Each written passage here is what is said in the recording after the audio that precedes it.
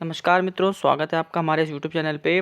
28 को UP TET है और ईवीएस एक बहुत इम्पॉर्टेंट टॉपिक है। ईवीएस में सिर्फ इम्पॉर्टेंट क्वेश्चंस को ही अब आपको पढ़ना है। तो ये जो सीरीज़ है मैराथन टाइप की है, बहुत सारे प्रश्न हैं, लगातार जल्दी जल्दी देखेंगे, कोई ऑप्शंस नहीं, सीधे आंसर्स आपको पता होना चाहिए। इन क्वेश्चंस के बिना पेपर में बैठना बेवकूफ़ी है, तो इनको ज़रूर एक बार देख के जाइएगा। पहला प्रश्न लेते हैं, पर्यावरण की प्रमुखता कितने घटक होते हैं, मतलब पर्यावरण के प्रमुख कितने घटक हैं। तो याद रखिएगा 3 घटक होते हैं, भौतिक या अजैविक घटक होते हैं, जैविक घटक होते हैं और ऊर्जा संघटक होते हैं। दूसरा प्रश्न, खेती की सर्वाधिक पुरातन प्रणाली कौन सी है, मतलब सबसे पुरानी प्रणाली खेती की कौन सी मानी जाती है। तो याद रखिएगा झूम कृषि या फिर झूम खेती कहलाती है, जिसको हम झूम फार्मिंग भी कहते हैं इंग्लिश के लिए। विश्व तथा भारत में आज भी झूम या स्थानांतरण कृषि कहाँ पर प्रचलित है। तो दक्षिण एवं दक्षिणी पूर्वी एशिया एवं पूर्वोत्तर भारत में जो झूम खेती है वो आज भी क्या है, प्रचलित है। मानव भूगोल के जन्मदाता की संज्ञा किसे प्रदान की गई है, तो ये इंपॉर्टेंट है।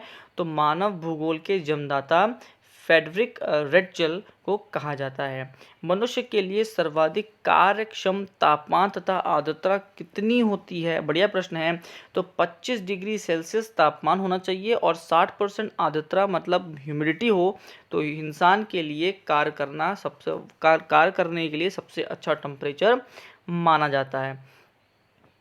ओजोन स्तर के क्षरण है वो का पता सर्वप्रथम किसके द्वारा लगाया गया था। तो याद रखिएगा वो है हमारे जोसेफ फरमैन 1985 के इंग्लैंड के, जिन्होंने ओजोन स्तर के क्षरण में जो भी पता लगाया था, ये नाम ज़रूर याद रखिएगा। क्लोरोफ्लोरोकार्बन के बाद ओजोन स्तर का दूसरा प्रमुख विध्वंसक कौन सा यौगिक है, बहुत महत्वपूर्ण प्रश्न है। एसिड रेन से जैसे क्लोरोफ्लोरोकार्बन, आपका ग्लोबल वार्मिंग, इस पे प्रश्न बहुत आते हैं। तो बताइए क्लोरोफ्लोरोकार्बन के बाद ओजोन स्तर का दूसरा प्रमुख विध्वंसक कौन सा है। तो वो नाइट्रोजन ऑक्साइड है, इंपॉर्टेंट है, ये याद रखिएगा। मेद बीजन में किन यौगिकों का प्रयोग किया जाता है, जिसको हम क्लाउड सीडिंग कहते हैं। तो ठोस कार्बन डाइऑक्साइड एवं आयोडीन के यौगिक का। भारत की दामोदर नदी परियोजना किस नदी पर उपस्थित है, प्रेजेंट है। तो याद रखिएगा, मतलब ये है कि जो भारत, ये इंपॉर्टेंट प्रश्न है, याद रखिएगा सभी लोग। तो भारत की जो दामोदर नदी परियोजना है वो किस और नदी परियोजना को देखकर एक तरीके से काम किया गया है उसमें, मतलब उसको किस किस परियोजना से अनुकृति ली गई है। तो वो टेनेसी जो घाटी परियोजना है यूएसए वाली, उसी को देखकर एक तरीके से दामोदर नदी परियोजना का शुरुआत या शुभारंभ हुआ है। विश्व की सर्वाधिक अवसाद का परिवहन करने वाली 2 नदियां कौन सी हैं। तो भैया परिवहन करने वाली सर्वाधिक कौन सी 2 नदियां हैं। तो याद रखिएगा क्रमशः येलो जो चीन में है और एवं गंगा नदी जो कि हमारे भारत की है। उत्तर भारत की अर्थव्यवस्था का मेरुदंड है, इंपॉर्टेंट प्रश्न है, याद रखिएगा गंगा नदी को कहा जाता है। पश्चिम बंगाल का शोक नदी किसको कहा जाता है, ये बहुत महत्वपूर्ण प्रश्न है। दामोदर नदी, और किस नदी को बिहार का शोक का उपमा दी गई है, तो वो कोसी नदी। याद रखिएगा दोनों में अंतर है, पश्चिम बंगाल के लिए दामोदर नदी है और वहीं हम बात करते हैं बिहार की, तो बिहार में याद रखिएगा कि वो कोसी नदी है। अगला बहुत इंपॉर्टेंट है, भोपाल गैस त्रासदी कब और किसके कारण हुई थी। तो 3 दिसंबर 1984 मिथाइल आइसोसाइनाइड गैस के हिसाब से हुई थी, बहुत महत्वपूर्ण है। शेरनोबिल परमाणु दुर्घटना कब और किस देश में हुई, ये भी मोस्ट इंपॉर्टेंट है, क्योंकि शेरनोबिल से रिलेटेड एक टीवी सीरीज बनाई गई थी, एक वेब सीरीज बनाई गई थी, तो इस तरह का प्रश्न आपसे पूछ सकते हैं। तो जो शेरनोबिल है वो 22 अप्रैल 1986 के यूक्रेन के शेरनोबिल में हुई था। राष्ट्रीय पर्यावरण अभियांत्रिकी शोध संस्थान नीरी कहाँ पर स्थित है, बहुत महत्वपूर्ण प्रश्न है। तो नीरी जो है वो नागपुर में प्रस्थित है। पर्यावरण सुरक्षा अधिनियम ईपीए को अन्य किस नाम से जाना जाता है। तो छाता विधान अम्ब्रेला लेजिस्लेशन के नाम से ईपीए को जाना जाता है। शांत घाटी, तो भैया वो केरल में है। वेटलैंड दिवस 2 फरवरी को मनाया जाता है।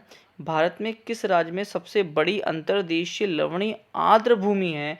इंपॉर्टेंट है। Which state in the India is the largest inland saline wetland? तो याद रखिएगा वो हमारा गुजरात प्रदेश है। नेक्स्ट, ग्रीन हाउस गैसों की संकल्पना किसके द्वारा की गई थी? तो जोसेफ फॉरियन। इंपॉर्टेंट है। कार्बन डाइऑक्साइड का सर्वाधिक उत्सर्जन करने वाला देश चाइना है।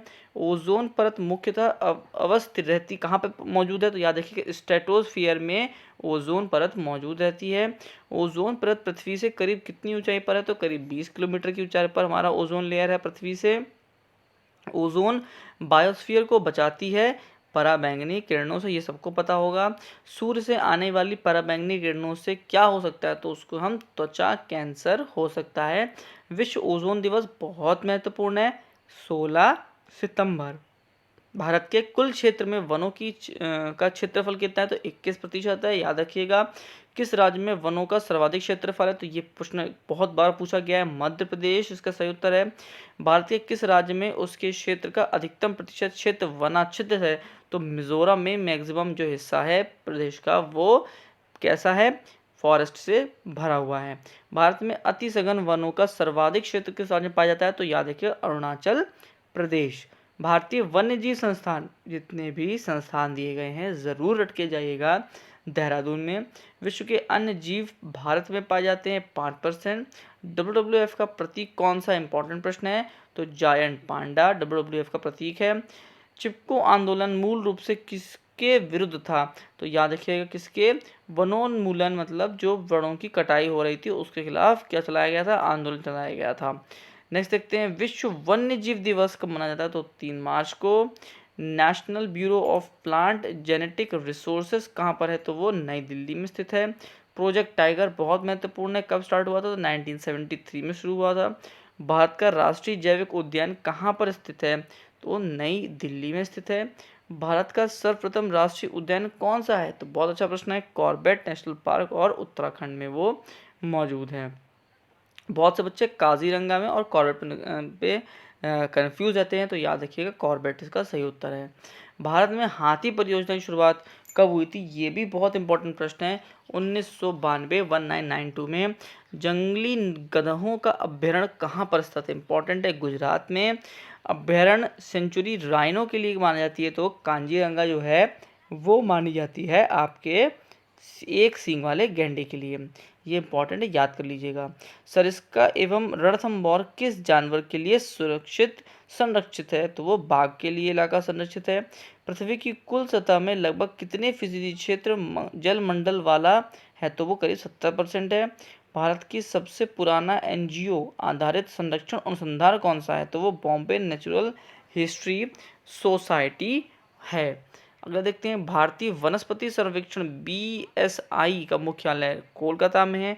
सभी मुख्यालयों को नोट कर लेना, रट डालना, क्योंकि ये इंपॉर्टेंट है, हर बार कभी ना कभी भी घुमा घुमा के लोग पूछ लेते ही हैं, तो ये ज़रूर याद रख लीजिएगा। दुनिया में रबड़ का सबसे बड़ा उत्पादक और निर्यातक कौन है? तो वो थाईलैंड है। वायुमंडलीय दबाव का एक से एक मापा जाता है, एक साथ मापा जाता है, किसके द्वारा मापा जाता है वायुमंडल का दबाव? तो बैरोमीटर द्वारा। जुगाली करने वाले, इंपॉर्टेंट प्रश्न है, जुगाली करने वाले पशु किस ग्रीन हाउस गैस को उत्पन्न करते हैं? तो मीथेन को वो क्या करते हैं? उत्पन्न करते हैं। UNEP United Nations Environment Programme का मुख्यालय कहाँ पर है? तो वो कहाँ पर है? नैरोबी केन्या में है। फिर देखते हैं, इको मार्क किन भारतीय उत्पादों को दिया जाता है? इंपॉर्टेंट प्रश्न है। तो इको मार्क उन भारतीय उत्पादों को दिया जाता है जो पर्यावरण के प्रति मैत्रीपूर्ण हैं। तो ये इंपॉर्टेंट है, याद रखिएगा, ये इस तरह के प्रश्न पेपर में घूम घूम के आते रहेंगे और ये आपके काम का पेपर होने वाला है। नेक्स्ट देखते हैं, इको मार्क उन भारतीय उत्पादों को दिया जाता है जो पर्यावरण के लिए प्रति कैसे हैं? मैत्रीपूर्ण हैं। नेक्स्ट देख लेते हैं, ISO 14001 क्या है? ये आपने बहुत बार देखा होगा। ISO ये होता क्या है? तो एक अंतर्राष्ट्रीय प्रमाणन है जो प्रदूषण नियंत्रण प्रणाली स्थापित करने वाली औद्योगिक इकाइयों को दिया जाता है।